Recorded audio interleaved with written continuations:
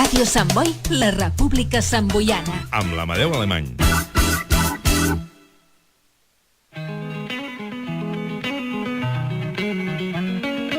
L'espai de l'home curiós.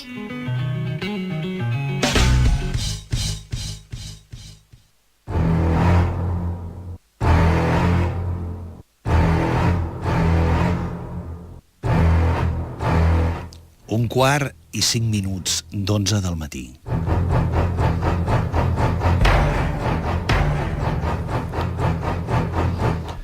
No presentem cap pel·lícula de l'Spielberg, no presentem cap pel·lícula d'aquestes que passes angúnia perquè una aleta mortífera t'està seguint mentre et banyes aquí a la platja de Castelldefels o al Prat, o per què no Viladecans.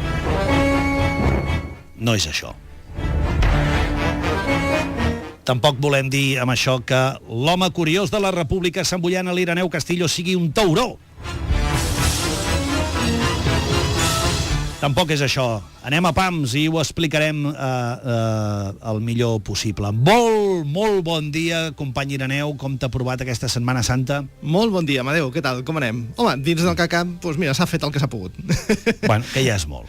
Sí, no, que ja és molt. Escolta, estàvem sentint això, però deixa'm dir abans que els més fidels al programa coneixen la secció de l'home curiós i saben que l'Ireneu és l'autor del blog Memento Mori, perquè precisament quan algú persegueix un tauró, com estàvem sentint, el primer que pensa també és Memento Mori. Sí. És aquell precís moment. És aquell precís moment. Llavors és el moment d'oblidar-te del Carpe Diem i llavors te'n recordes del Memento Mori. No, Carpe Diem ho pensa el tauró. Sí, no, aquell ja ha posat la taula i tot. Ell pensa Carpe Diem i tu penses Memento Mori. Un espai virtual, el de l'Ireneu, ja ho sabeu, on trobareu tots els seus articles i curiositats, que ja s'acosta als 3 milions de visites de xafarderes i xafarders.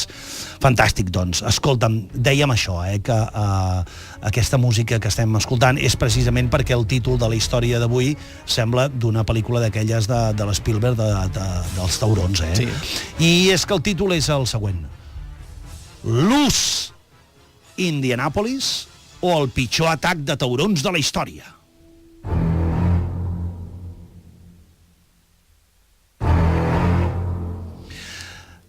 Anem a pams. Què vol dir això de loose, és a dir, USS, què fa referència? Bueno, USS és, diguem que, l'acrònim que porten al principi els vaixells militars americans.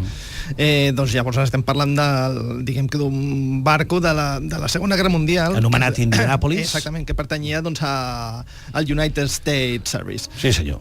Llavors, això. Dit això, hem aclarat això. Tornem cap al tauró. Doncs, bueno, a veure, un antic refany africà diu que quan dos elefants es barallen, doncs la que sempre surt perdent és la herba. Sí, també és veritat. També diuen això. Ben vist. És això. Aquest exemple de saviesa popular és especialment sagnant, sobretot en les grans guerres, on el camp de batalla, per molt que res tingui a veure amb la contesa, doncs acaba rebent les conseqüències directes de la confrontació. Sigui com sigui, doncs tot arregla té la seva excepció, i això va ser el que va passar durant una batalla de la Segona Guerra Mundial al Pacífic, en què donant la volta a la truita, doncs qui més va guanyar justament va ser el mar en què es va produir.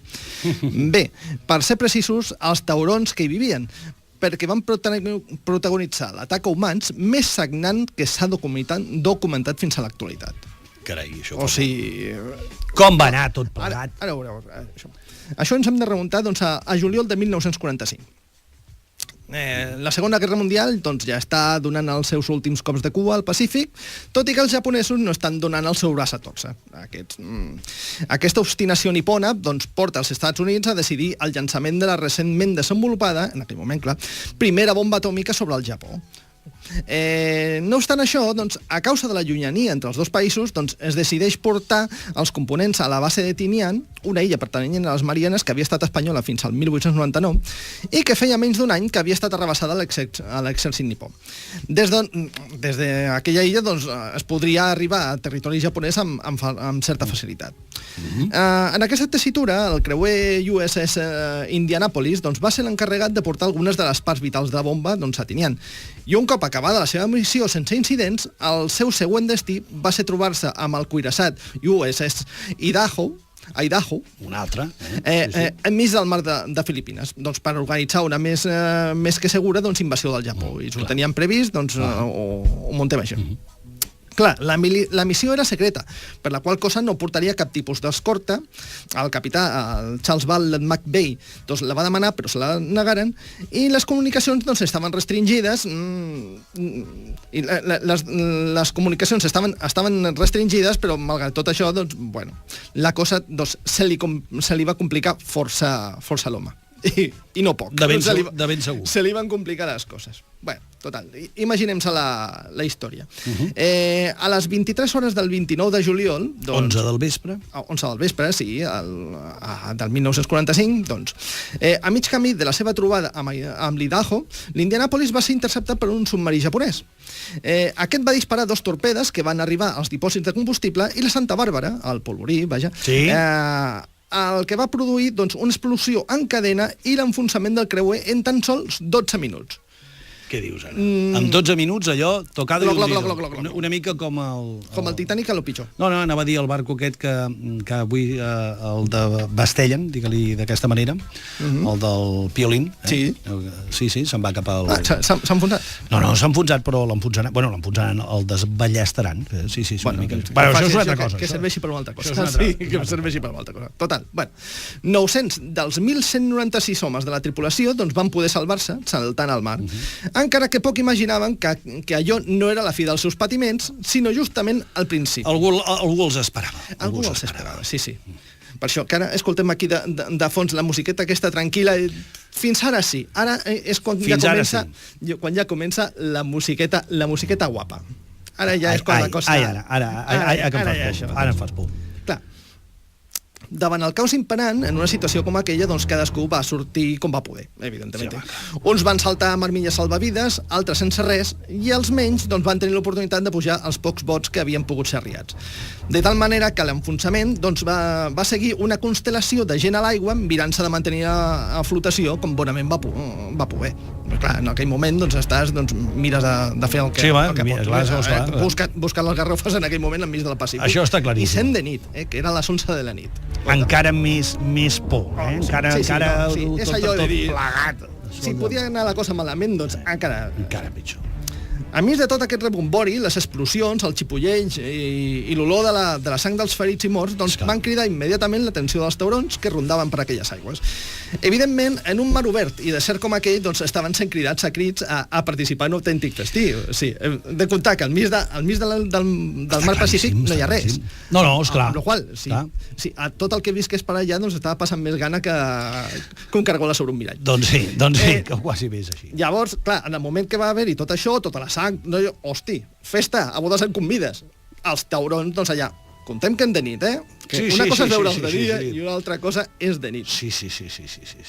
Per la seva banda, la impossibilitat del capità de l'Indianapolis d'enviar un SOS per haver estat danyats als generadors d'electricitat pels torpedes, va fer que l'alt comandament nord-americà no s'assabentés en absolut de l'incident. O sigui, ells anaven feliços, no s'havien enterat què era el que havia passat, perquè no sabien el que havia passat. Així, d'aquesta manera, els 900 supervivents, la gran majoria a l'aigua, clar, amb pocs que viures i menys aigua potable, van haver d'enfrontar-se a una temible nit envoltat de depredadors famolencs.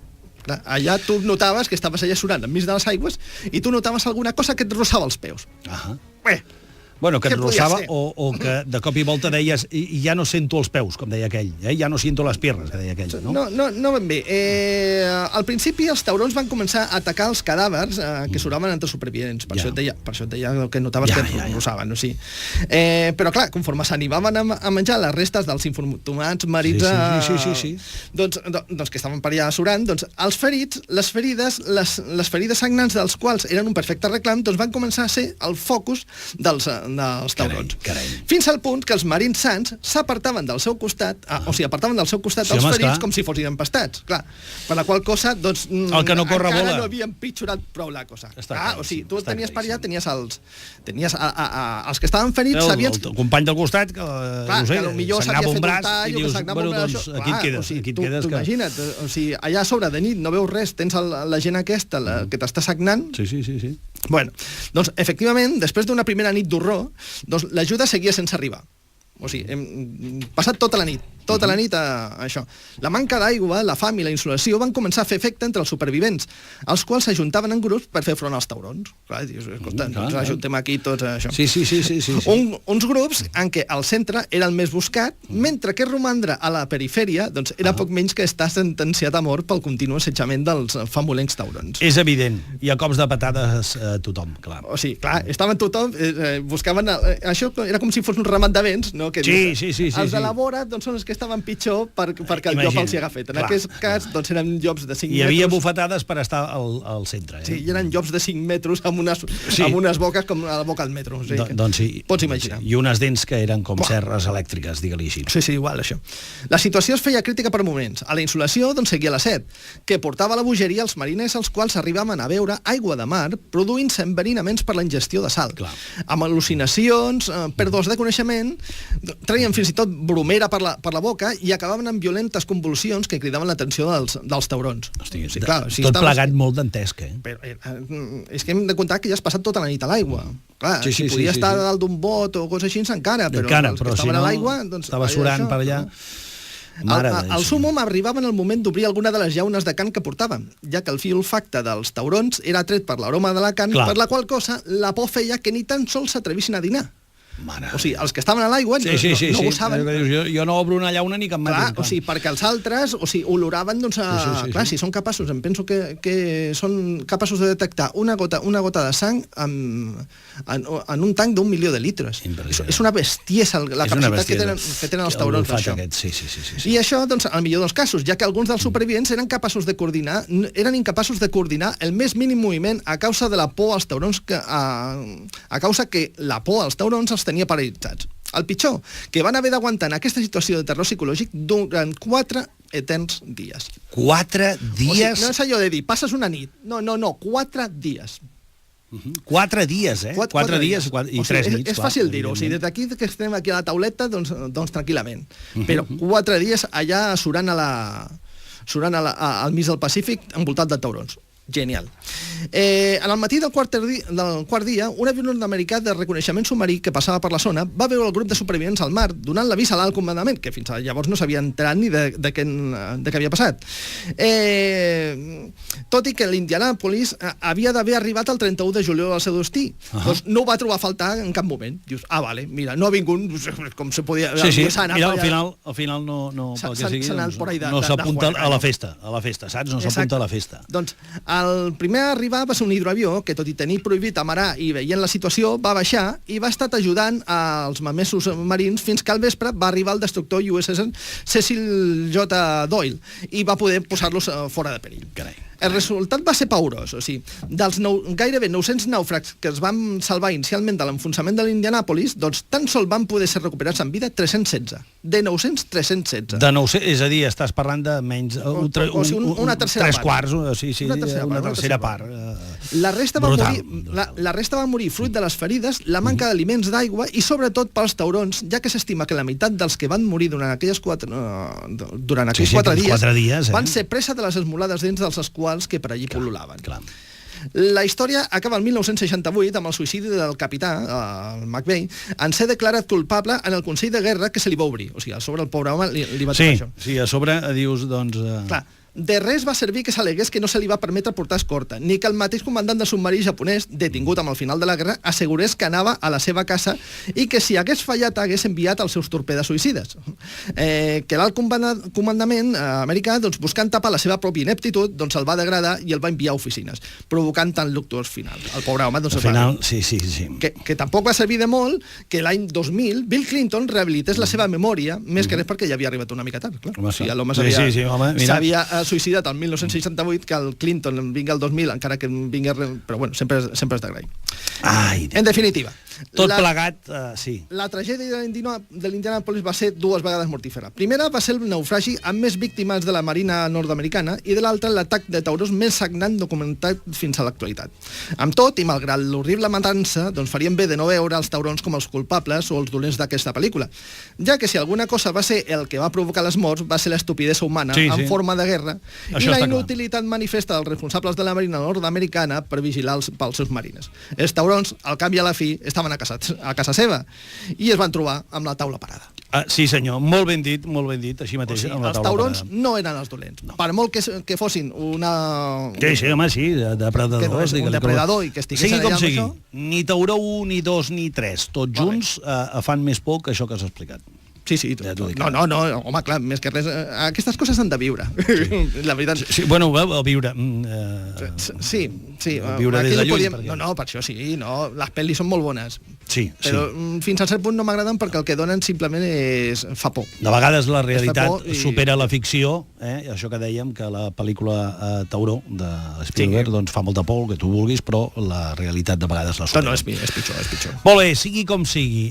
Gràcies, Ireneu, com sempre. Moltes gràcies a vosaltres, ja ho sabeu. Que sàpigues que avui ara parlarem d'uns altres animalons, més aviat... Taurons domèstics. Bueno, perquè l'alimentació, sobretot l'alimentació d'ells, que una mica, veus, tu ja has encetat una mica el tema de l'alimentació, en aquest cas l'alimentació de taurons, valga'm la brometa, perquè comencem l'espai de les animalades, com sempre, i ens acompanya la Irene Núñez. Molt bon dia, Irene, què tal? Molt bon dia, molt bé. Com t'han provat les festes de Setmana Santa? Bé, això sempre, les vacances sempre em proven bé. Sempre van bé, oi? Sí. I escolta'm una cosa, tema taurons, a tu et fan por els taurons? Home, una mica, eh? Si són d'aquests carnívors, una mica. Bueno, Si són ja d'aquests ho que has vist. mengen Sí. uns altres productes, ja no tant, no? Però, bueno, sempre imposen, són molt grans. Sí. Doncs ja ho veus, el que ens ha explicat avui l'amic Ireneu, ja ho has vist, però parlarem d'uns animalons no tan perillosos. Més propers. Més propers. Com a mínim més propers. Doncs vinga, ens hi posem amb l'espai de les animalades. L'espai de l'home curiós.